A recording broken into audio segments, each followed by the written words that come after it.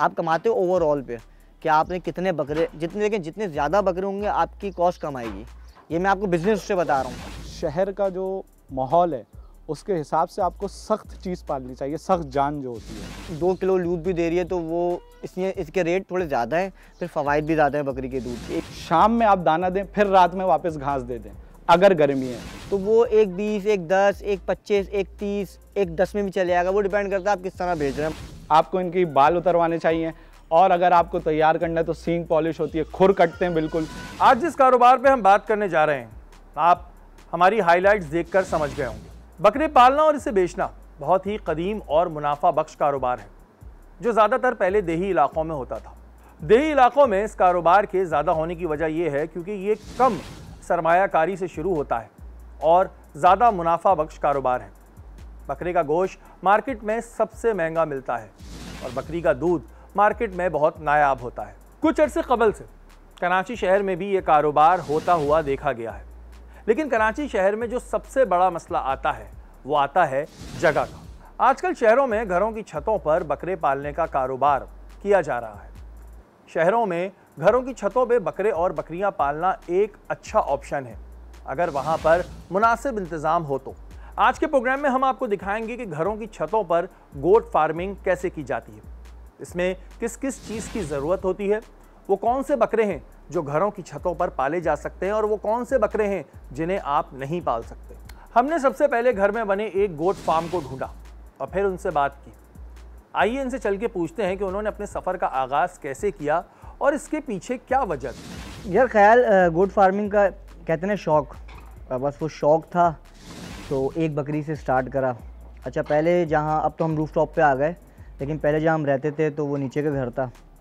तो एक बकरी एक दोस्त ने भेजी, उसका नाम हमने गुलाबो रखा। वो छोटी बकरी थी, कोई नस्ल वसल ऐसी नहीं थी, बस वो पाली। घर वालों को भी एक शौक़ था तो बस उस बकरी से शौक़ लगा, आहिस्ता आहिस्ता बढ़ते गए। फिर हम शिफ्ट हुए घर, फिर थोड़ा सा बीच में गैप आया, फिर सोचा क्या करें, लेकिन फिर देखा कि छत पे जगह है तो छत पे फिर जगह को, शौक़ को फिर बड़ा करा। तो इसी तरह बस वो शौक़ लगा एक बकरी से कि वो ऐसी बकरी आई, मुझे याद है वो इतनी छोटी बकरी थी, मैंने कहा यार क्या बेच दी इसने। बस वो बकरी फिर कभी उसके बच्चे वगैरह हुए, वो कारवान बढ़ता गया ना, क्या कहते हैं कि। और वो बकरी ऐसी थी, मैं बताऊँ, मैं इंग्लैंड गया हुआ था तो पीछे उस बकरी ने बच्चे दे दिए। अब उस बकरी के बच्चे, मतलब मैं अपनी वालदा का बता रहा हूँ कि मेरी वालदा इतनी शौकीन है इस शौक़ को लेके कि वो उन बच्चों को लग रहा है वो पालती थी कि वो बकरी कुछ बच्चों को दूध नहीं पिलाती थी, तो वो मेरी वालदा के पीछे भाग रहे होते थे। तो वो फीडर से कर करके फिर घर का एक सब कर रहे होते थे, तो फिर ये होता था कोई मसला नहीं यार, शौक़ को बढ़ाएंगे इंशाल्लाह। अब आपको चलकर बकरों से मुताल्लिक़ 2 नस्लों के बारे में बताते हैं जिसे आप बासानी अपने घर में पाल सकते हैं, लेकिन इन बकरों के कुछ नखरे भी होते हैं जो आपको उठाने पड़ते हैं। यह है टेडी बकरा, जो पंजाब के शहर फाजिलपुर और राजनपुर में पाया जाता है। इस बकरे की खासियत यह है कि ये कद में छोटा होता है लेकिन गोल मटोल होता है। इस बकरे में बहुत ज्यादा फुर्तीलापन होता है और गोश्त के एतबार से ये बकरा बहुत अच्छा रहता है। टेडी वो वाहिद नस्ल है जो साल में 3 दफा बच्चा देती है। कम से कम 2 और ज्यादा से ज्यादा 4 बच्चे होते हैं। ये बकरा घर पे पालना इसलिए भी आसान है, आप इसे सब्जी खिलाएं या फ्रूट या घर की दीगर चीजें, ये सब खाता है और हर मौसम में बाआसानी पलता है।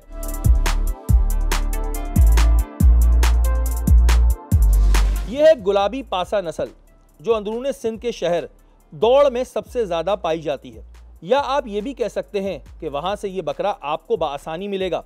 ये बकरा कद काट में लंबा होता है और इसकी खाल गुलाबी होती है, जो कि एक निहायत ही खूबसूरत मंजर पेश करती है। ये बकरा वजन में भी ज्यादा होता है और इससे ज्यादा खूबसूरत नस्ल शायद ही पाकिस्तान में हो। जहां इस बकरे की खुसूसियात है वहीं इसके मसाइल भी हैं, और वो ये कि गुलाबी पासा का बकरा ताज़ा दाना और चारे के अलावा कुछ नहीं खाता, चाहे ये भूखा ही क्यों ना हो। इसे पीने के लिए साफ पानी चाहिए और ये बकरा बहुत नाजुक होता है, इसलिए नायाब है।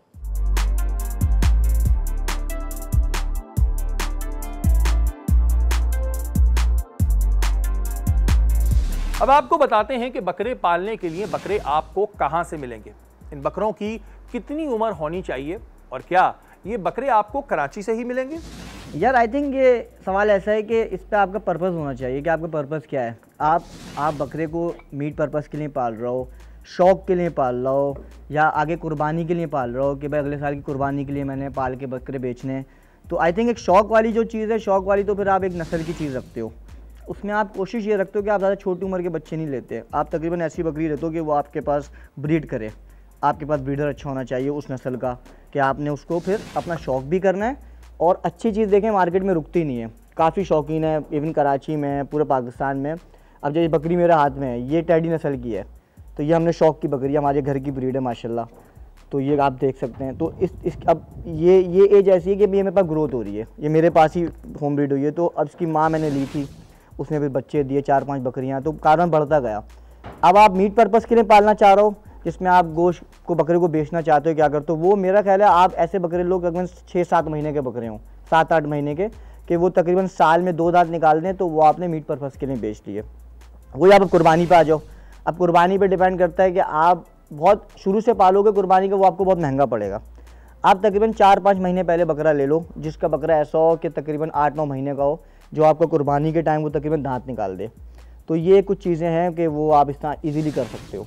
अच्छा देखें, बकरों का ये है कि बकरे, वही बात कि आप क्या ब्रीड रखना चाहते हो, समझ रहे हैं आप। मेरे पंजाब, सिंध, हर जगह काम हो रहा है। हमारी सिंध की जो मंडियाँ हैं, टंडू आज़म है, हैदराबाद है, हलानी है, यहाँ से आपको सिंध टाइप बकरे मिल सकते हैं। बाकी एक थोड़ा पंजाब में जाएँ, जैसे फैसलाबाद है, मक्की चीनी, वो दूध में बहुत अच्छी बकरी है, लोग वो रखते हैं। लाहौर की बीतल है, अब ये मेरे हाथ में है टेडी, ये सिंध में भी हो रहा है, लेकिन फाजिलपुर पंजाब में है, उसमें बहुत शौक़ हो रहा है इस नस्ल का।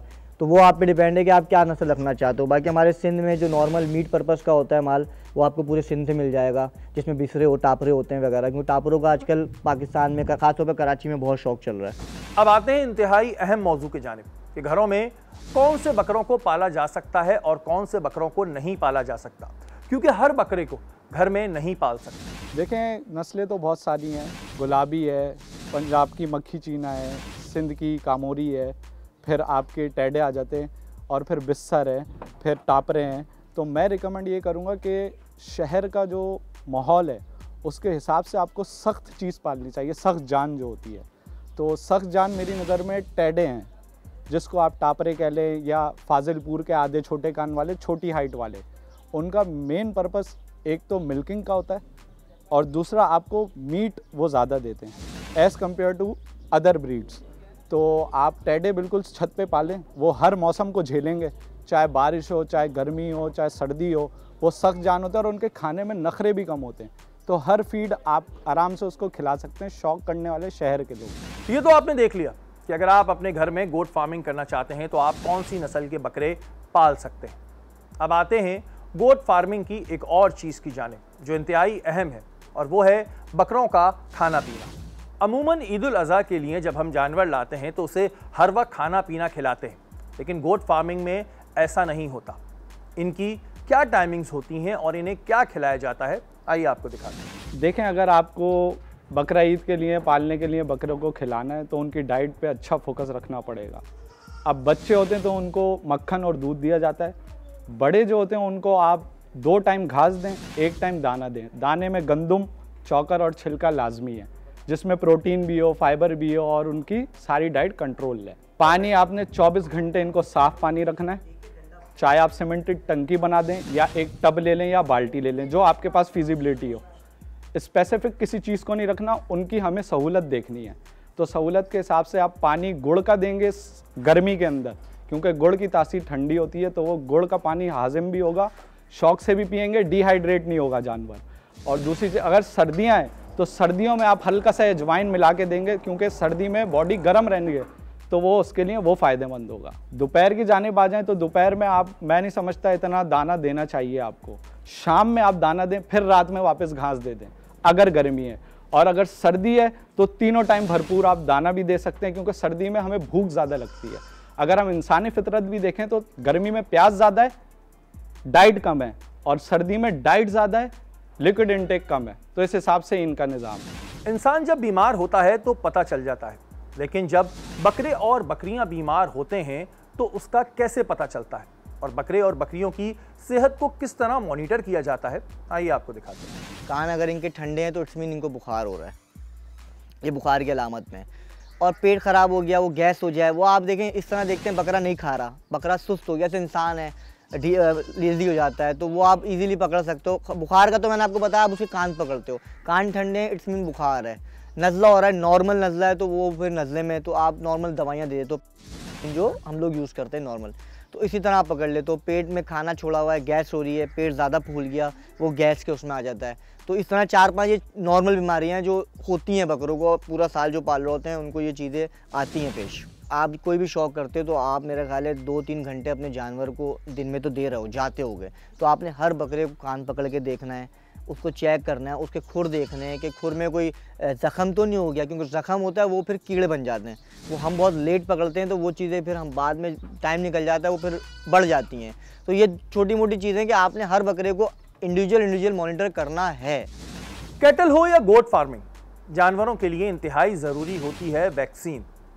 घरों पे पलने वाले बकरों को क्या वैक्सीन लगती है, और अगर लगती है तो वो कौन सी होती है और कैसे लगती है? देखें, वैक्सीनेशन के लिए सबसे इम्पॉर्टेंट ये है कि आपको ऐसी एज का एनिमल चूज़ करना पड़ेगा जो उस वैक्सीन को उसकी बॉडी सर्वाइव कर सके, सर्वाइवल उसका पॉसिबल हो। तो हम जो ब्रीड उठाते हैं या जो एज हम उठाते हैं वो 3 महीने प्लस उठाते हैं, ताकि 3 महीने के अंदर अंदर उसकी वैक्सीनेशन हो। और आप कोई सी भी नस्ल ले लें, क्योंकि वैक्सीनेटेड अगर जानवर होगा तो उसका सर्वाइवल और उसकी एज आपके लिए आगे लॉन्ग टर्म रहेगी और फ़ायदेमंद रहेगी। डेथ रेशो कम होता है, ठीक है, और डिजीज़ कम आती हैं, आप परेशान नहीं होते इन शॉर्ट अगर आप वैक्सीनेटेड जानवर को कर देते हैं। और दूसरी चीज़ ये कि आप सबसे पहले जानवरों की वैक्सीन करवाएं तो उसमें ETV होती है, एंट्रोटॉक्सीमिया, वो जो अंतरियों का जहर मारने के लिए ETV होती है, वो सबसे इम्पॉर्टेंट है। तो पहली वैक्सीन वो होती है। उसके बाद आप जानवर की लगवाएं प्लोरोनमोनिया। प्लोरोनमोनिया क्या होता है, ये जो नज़ला, खांसी, बुखार हर 2-3 हफ्ते बाद जानवर को लगता है, वो नहीं होगा। तीसरी चीज़ एक स्किन वैक्सीनेशन होती है, और आपके जिगर की वैक्सीनेशन, लिवर वॉर्म की वैक्सीनेशन होती है, तो उसको हम कहते हैं आइवोटेक प्लस। तो उसमें आपकी स्किन और लिवर दोनों की चीज़ हो जाती है, वैक्सीनेटेड हो जाता है। फोर्थली आपके लिए सबसे इंपॉर्टेंट है जानवर की डिवॉर्मिंग, क्योंकि इसके अंदर जानवर मिट्टी खाता है तो उसके पेट में एक वॉर्म पैदा हो जाता है, जो भी डाइट ले ले उसकी बॉडी पे इफेक्ट नहीं करना, उस डाइट को ज़ाया ही होना है, वो कीड़ों ने खा जाना है। तो इन शॉर्ट आप उसकी निल्जान प्लस आती है, ठीक है, अल्बेंडाजोल आती है। तो एस पर जानवर जो एनिमल वेट होता है, उस एनिमल वेट के हिसाब से पर सीसी आपने उसको देना है। अच्छा, इसमें सबसे मेन जो है, आप एक PPR वैक्सीन है जिसका टाइम शेड्यूल बहुत इंपॉर्टेंट है। तो PPR क्या होती है कि आपके जो लंग्स होते हैं, एनिमल के जो लंग्स होते हैं, वो लंग्स इन ब्रीथिंग के अंदर प्रॉब्लम करते हैं और वहाँ पे जो है स्वेलिंग पैदा हो जाती है, जिससे सांस में मसला होता है और जानवर मर भी जाता है। तो इसका टाइम ड्यूरेशन ये है कि आप सर्दियों से एक पहले अक्टूबर में वैक्सीन करवाएं, फिर उसको आप रिपीट करवा लें फरवरी में, और हर 3 महीने बाद डिवॉर्मिंग लाजमी है। ETV आप स्टार्टिंग ऑफ द ईयर करवा लें, और मिड में आप प्लोरोनमोनिया करवा लें, और बारिश के बाद आप इसकी सारी फीवर की, प्रोटीन की और इसकी वैक्सीन करवाएं। अब बात करते हैं बकरी के दूध की, कि बकरी कितना दूध देती है और वो कैसे बिक सकता है, और क्या बकरी का दूध भी इनकी नस्ल पे इन्हिसार करता है। आइए आपको दिखाते हैं। यार, बकरी के दूध के तो वैसे ही फ़वायदे, कहा जाता है कि छोटे बच्चों को पिलाएं, क्योंकि बहुत अच्छी जल्दी डाइजेस्ट होता है दूध, और ताकतवर दूध है। मतलब हम भी अपने घरों में अल्हम्दुलिल्लाह बकरी का दूध हमारे यहाँ पिया जाता है। अच्छा, बकरी की दूध का भी डिपेंड करता है कि किस नस्ल से है ना। अब जैसे कुछ बकरियाँ होती हैं, हमारी गुलाबी बकरियाँ हैं, वो थोड़ा कम दूध देती हैं, वो थोड़ी शो वाली बकरियाँ होती हैं। मतलब वो दिन का बहुत ज़्यादा देगी तो मेरा ख्याल है किलो दे देगी, या 1.5 किलो बहुत ज़्यादा बता रहा हूँ मैं आपको। इसी तरह आप टेडी में आ जाएँ, टेडी में भी जो सिंधी टेडी बकरी है वो दूध ज़्यादा देती है, वो तकरीबन मेरा जो अंदाज़ा है कि 2 लीटर कहीं नहीं गया उसका दूध। इसी तरह आप पंजाब की मक्की चीनी पे आ जाएँ, वो माशाल्लाह 2.5-3 किलो दूध देती है, वो भरपूर दूध देती है। बीतल अच्छा दूध देती है, और दूध के जो रेट हैं वो डिफरेंट हैं। अब जैसे हमारे कराची में बिक रहा होता है, मैंने देखा है 650 भी चला है, 500 रेट भी चल रहा होता है लीटर, क्योंकि प्रोडक्शन कम है दूध की। एक बकरी 2 किलो दूध भी दे रही है तो वो इसलिए इसके रेट थोड़े ज़्यादा हैं, फिर फ़वाइद भी ज़्यादा हैं बकरी के दूध के। इवन के हमारी जो लोग बकरी के बच्चे भी पाल रहे होते हैं तो वो इसका बकरी का दूध लेते हैं, क्योंकि बकरी का दूध डाइजेस्ट जल्दी हो जाता है। बानिस्बत आप भैंस और गाय का दूध पिलाओ तो वो प्रॉब्लम कर देता है। तो इसी तरह मैं आपको बता रहा हूँ कि बकरियों की नस्ल पर बहुत डिपेंड करता है। जिस तरह इंसानों की ग्रूमिंग होती है, क्या इसी तरह पलने वाले बकरों की भी ग्रूमिंग होती है, और वो कैसे होती है? आइए आपको दिखाते हैं। जी बिल्कुल होती है। जैसे इंसान की शादी के वक्त ग्रूमिंग होती है, तो बकरा ईद में बकरों की कुर्बानी के वक्त ग्रूमिंग होती है। तो उनकी बाल की कटिंग होती है। इनका टाइम पीरियड होता है कि 3 महीने में मिनिमम इनके बाल जो है आपको उतार देने चाहिए, क्योंकि उसका बेसिक अगर मेडिकल फैक्टर देखें हम वो तो ये होता है कि इनकी ग्रोथ होती है, क्योंकि बाल जो है वो खून चूसते हैं जानवरों के, तो जितना खून बाल ले जाएंगे तो बॉडी पे नहीं लगेगा, ग्रोथ पे इफेक्ट आता है। तो अल्टीमेटली आपको जो है इनके हर 3 महीने में यानी साल में 4 दफ़ा आपको इनकी बाल उतरवाने चाहिए। और अगर आपको तैयार करना है तो सींग पॉलिश होती है, खुर कटते हैं बिल्कुल। और कॉस्ट की बात करें तो शहर में तो हर चीज़ की कॉस्ट ज़्यादा ही है, लेकिन शौक का कोई मोल नहीं होता। तो आप बाल कटिंग वाला जो है वो 300 रुपये लेता है मेरे हिसाब से, और जो है खुर वाला वो 250 रुपये लेता है अराउंड, कहीं पे भी आप चले जाएं। और सींग वाला जो है वो 500 रुपये लेता है। तो 1000 का आप पैकेज समझ लें ईद पे तैयार होने का बकरों का। अब बात करते हैं कुछ कारोबार की कि घरों की छतों पे बकरों का फार्म किस तरह बनेगा, इसमें कितनी लागत आएगी, आइए आपको दिखाते हैं। यार जैसे इंसान होता है ना, उसको भी धूप की ज़रूरत होती है और शेड की भी ज़रूरत है। इनका भी यही है कि इनको धूप की भी ज़रूरत है और इनको शेल्टर भी चाहिए। तो आपने तकरीबन, आप मेरे पीछे जगह देख रहे हैं, देखें शेड भी है। हमें जब धूप करनी होती है हम बाहर कर देते हैं, तो शेड बहुत ज़रूरी है। शेड हो गए, सफाई हो गई, कोई भी चीज़ होता है जानवर मतलब बहुत ज़रूरी है शेड। आप खुले आसमान के नीचे बिल्कुल नहीं छोड़ सकते इनको। खुले आसमान के नीचे देखें बीमारियां लगती हैं, ठंड है, मौसम है, हवा है, क्योंकि आपको पता है बकरा ऐसा जानवर है कि बहुत जल्दी बीमारी ले लेता है। हवा ख़ास तौर पे, हवा चेंज होती है, गर्मी सर्दी हवा मौसम चेंज होता है, तो ये फ़ौरन जाते हैं और पता ही लगता है, ये बहुत जल्दी फिर चले जाते हैं आपके। यार मालियत इस तरह है कि आप अगर बहुत से लोग बांसों का भी बना लेते हैं छत पे। अच्छा, मेरा मशवरा बांसों पे ना जाएं कि वो पायदारी नहीं होती उसमें। तो ये जो पीछे बना हुआ है सीमेंट का, आप इस तरह तकरीबन 4-4, 5-5 फीट की वॉल बना लें, और ऊपर आप ये दीवार भी कर सकते हैं। बहुत से लोग प्रीकास्ट भी कर देते हैं कि सीमेंट की कर देते हैं, वो भी ठीक रहता है। फिर आपको दरवाज़ा बनाना है, फिर आपको खुरली चाहिए, मिट्टी है अंदर। तो मेरा ख्याल है स्टार्टिंग अगर हम वैसे करें तो सबसे पहले तो आप एक कमरा टाइप बनाएं। उस कमरे को पूरा बंद ना करें, उसमें कम से कम ऐसा रखें कि उसमें धूप भी आए, हवा भी आए, और बारिश वारिश का पानी लेकिन ना आपने ऐसे कवर करना है उसको। तो उसके लिए वो यही है कि देखें दरवाज़ा हमने लोहे का लगाया हुआ ताकि टूटे ना, क्योंकि लकड़ी के लगते हैं वो टूट जाते हैं। और छत हमने ऐसी डाली है कि पानी भी ना रुके, आपको टपके ना पानी, क्योंकि बकरों का ख्याल आपने रखना है चीज़ें। तो मेरा ख्याल है अब आपके पीछे जो बना हुआ है तकरीबन मतलब हमारा खर्चा इस पर आया है 1 लाख रुपए के आसपास खर्चा आया है टोटल, जिसमें हमने मिट्टी भी डलवाई है, हमने देखें सीमेंट का बनाया ताकि मजबूती है। तो तकरीबन 1 लाख का खर्चा आ जाता है छत पे आप कोई भी सेटअप बनाते हो। अब वो आप पे डिपेंड करता है आपकी छत। देखें मैं बताऊँ 80 गज के घर की छत पे भी सेटअप बन सकता है। अब वही बात है कि कितना बड़ा आप कमरा बना रहे हैं। अब जैसे ये जगह है तो मेरा ख्याल है ये हमारी 240 गज की छत है, लेकिन हमने पूरी पे नहीं मारा, हमने एक छोटा सा सेटअप करा हुआ अपना। तो यहाँ तकरीबन 10-12 बकरे आराम से आ जाएंगे इस जगह पे। लेकिन हमारे पास ये जगह है थोड़ी सी, हमने अलग छत पे दूसरी कमरा भी बनाया हुआ है। कुछ बकरियाँ होती हैं, कुछ बकरे होते हैं, उनको अलग करना पड़ता है आपने। तो इसलिए आप 2-3 जगहें बना लें ज़्यादा बेहतर है, या आप एक ही बड़ी जगह करके उसको पार्टीशन कर दें ताकि आप कुर्बानी के बकरे अपने अलग रख लें। अगर आप ब्रीडिंग पर्पस पे करते हैं बकरियां अलग रख लें। आपके पास ब्रीडर होता है, बच्चे होते हैं छोटे, तो जब छोटे बच्चे होते हैं उनको आपको अलग रख कर करना पड़ता है, वरना वो फिर तंग करते हैं और वो बीमार हो जाते हैं अगर वो मिट्टी खाएं या कोई दाना खा लें। तो उनके लिए हमने एक अलग कमरा बनाया हुआ अपना। हम जैसे नर्सरी होती है ना इस तरह, तो हम नर्सरी में उन बच्चों को नर्सरी कर देते हैं, अलग हो जाते हैं वो बच्चे। अब बात करते हैं इस मौजू की कि एक बकरा आपको फार्मिंग के लिए कितने का मिलता है, इसकी कितने की पलाई होती है और फिर ये कितने का बिकता है, आइए आपको दिखाते हैं। अच्छा, अगर आप बात करें, अब इस पर भी नस्ल बड़ी डिपेंड करता है कि आप किस नस्ल का आपने बकरा पाला हुआ है। देखें जो टेडी नस्ल होती है वो थोड़ा कम उसमें पल जाती है। इसी तरह हम गुलाबी पे आएँ या अपनी कामूरी पे आएँ तो वो बड़े बकरे होते हैं, तो उनको थोड़ा भराई करना या उनको दाना, ज़ाहिर सी बात है उनका जो स्टमक होगा वो उस तरह खाएगा। तो नस्ल पे डिपेंड करता है। अगर मैं टेडी एक बकरे की बात करूँ तो टेडी बकरा डिपेंड करता है कि छोटा बच्चा पाल रहे हैं या आप अगर बेचने के लिए पाल रहे हैं तो आप छोटा बच्चा नहीं लेंगे, आप एक 6-7 महीने वाला बच्चा लेंगे। तो अराउंड वो महीने का अगर हम लगा लें तो महीने का 6-7 हज़ार रुपये वो स्टार्टिंग में खाएगा। फिर लास्ट 2 मंथ अगर आप उसको कवर कर लें तो उसमें आप थोड़ा खाने को डिफरेंट कर देंगे। अगर आपने कुर्बानी उसको दूध स्टार्ट कर देंगे या मक्खन खिला देंगे, जैसे हम गर्मियों में सरसों का तेल चलाते हैं, सर्दियों में घी चलाते हैं, तो वो कॉस्ट डिफरेंट है। तो 8-10 हज़ार रुपये आप महीना रखें एक बकरे पे अच्छी खिलाई का, तो आप उसको 6 उससे लगा लें तो 60 हज़ार रुपये तो आपकी खिलाई के चले गए। उसके अलावा डिपेंड करता है कि आपने बच्चा कितने का लिया है। अब नॉर्मल अगर हम अच्छा बच्चा भी लें 6-7 महीने पहले टेडी नस्ल का, तो 35-40,000 से कम बच्चा नहीं मिलता कराची के रेट के हिसाब से आपको बता रहा हूँ। तो आप वो जोड़ लें तो अराउंड लाख रुपये का आपको वो बच्चा पड़ जाता है। लाख रुपए का वो बच्चा पड़ गया। अब मार्केट के हिसाब से डिपेंड करता है। देखें इस तरह के शौक वाले बच्चे होते हैं ना, वो शौक ही नहीं लेते हैं, हर कोई नहीं लेता, क्योंकि हर कोई इसको गोश्त में तोल रहा था। वो गोश्त में बकरे इतने नहीं होते। तो वो एक 20, एक 10, एक 25, एक 30, एक 10 में भी चले जाएगा। वो डिपेंड करता है आप किस तरह बेच रहे हैं। कुर्बानी के बकरे जो बेचने लोग लाए होते हैं, पूरा साल नहीं रखते, उन पे मार्जिन थोड़ा ज़्यादा लोग रख लेते हैं, क्योंकि वो महीना 1.5 महीना पहले लेते हैं। उन पे कटिंग 20, 25, 30 हज़ार रुपये एक बकरे पे ईजिली वो कमा लेते हैं। अगर आप गुलाबी बच्चा पालें तो गुलाबी तो बच्चे आपको 50, 60 हज़ार, 70 हज़ार का बच्चा मिलेगा।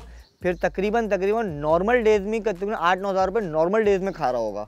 अब डिपेंड करता है आपके पास अगर बकरियां हैं तो वो आपकी कॉस्ट कम हो जाती है कि आप अपनी बकरियों का दूध पिला रहे हो। अगर आप गाय का दूध भी लेते हो तो देख लें क्या रुपये लीटर है। नॉर्मली 200 रुपये से कम का दूध बकरा नहीं पिएगा दिन का, अगर हम पिलाते हैं तो वो तकरीबन 14-15 हज़ार रुपये कहीं नहीं गए उस बकरे के। तो वो कॉस्ट लगा लें तो वो तो 1.5 लाख रुपये के आसपास पड़ जाएगा। आप कमाते हो ओवरऑल पे कि आपने कितने बकरे, जितने ज़्यादा बकरे होंगे आपकी कॉस्ट कम आएगी। ये मैं आपको बिजनेस से बता रहा हूँ। ये था बदल गया कारोबार का गोट फार्मिंग पे हमारा आज का खुसूसी प्रोग्राम। आपने देख लिया, अगर आपके घर की छत 80 गज की है तो किस तरह आप इस पे बकरों को पाल के एक कारोबार को कर सकते हैं। इस कारोबार को करने में क्या क्या चीज़ें चाहिए होती हैं वो भी हमने आपको अपने आज के प्रोग्राम में दिखा दी। ये एक अच्छा और मुनाफा बख्श कारोबार है जिसके ज़रिए आप पैसा भी कमा सकते हैं और अपना शौक़ भी पूरा कर सकते हैं।